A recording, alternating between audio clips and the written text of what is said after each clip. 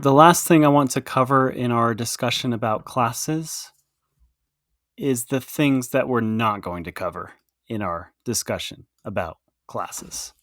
So these would be, in my opinion, reserved for a bit more advanced Python courses.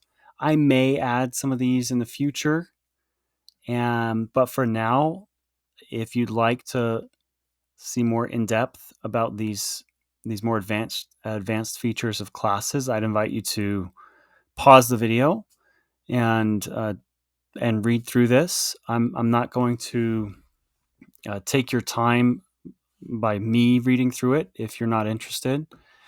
We don't need to learn about these for our purposes of this course.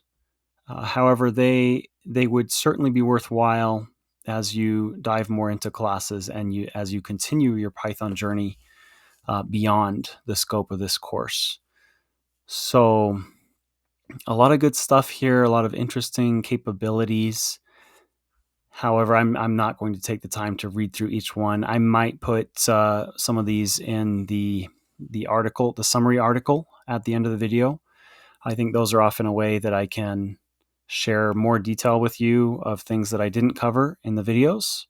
So I might include a little bit there because it's quick reading. But yeah, if you'd like to pause the video, you can read about some of these advanced features in Python classes, and that may be useful to you. I wanted you to at least be aware of them. So we'll leave that there and pause the video now if you haven't already. And we'll see you in a bit.